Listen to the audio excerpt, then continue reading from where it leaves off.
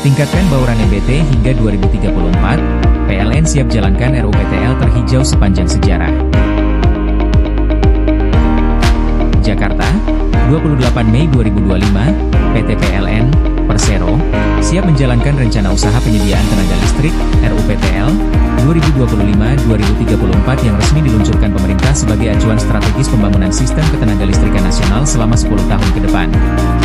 Dalam dokumen strategis ini, bahan pembangkit listrik selama 1 dekade ke depan sebesar 69,5 gigawatt (GW), dengan porsi bauran energi baru terbarukan (EBT) mencapai 76% sekaligus menjadikan RUPTL 2023 hingga 2024 yang paling hijau hingga saat ini. Menteri Energi dan Sumber Daya Mineral (ESDM) Bahlil Lahadalia menyampaikan, RUPTL 2025 hingga 2034 merupakan rujukan penting ketenagalistrikan nasional yang akan menjadi landasan Indonesia dalam mencapai target Net Zero Emissions (NZE) pada 2060. Pengesahan RUPTL juga menunjukkan komitmen pemerintah dalam mewujudkan kedaulatan energi dan transisi energi di tanah air.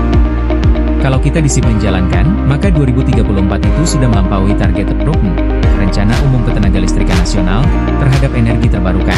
Yang penting kita konsisten, ujar Bahlil dalam konferensi pers RUPTL 2025 hingga 2034 di Jakarta, Senin 26 Mei.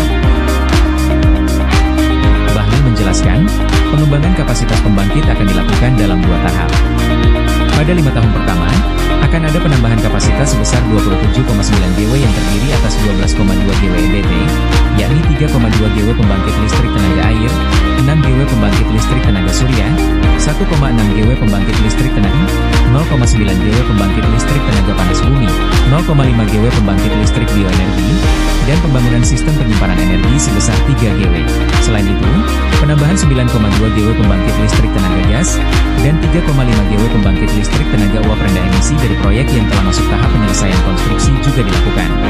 Lalu memasuki 5 tahun berikutnya, dari total 41,6 GW rencana penambahan kapasitas pembangkit, bauran EBT dan penyimpanan energi akan menopang sebesar 37,7 GW atau sekitar 90% dari total kapasitas. Sementara sisanya sebesar 3,9 GW berasal dari pembangkit berbasis fosil, jelas Bahlil. Dengan hal tersebut, Direktur Utama PLN, Darmawan Prasojo juga menegaskan kesiapan PLN dalam melaksanakan implementasi RUPTL paling hijau sepanjang sejarah ini.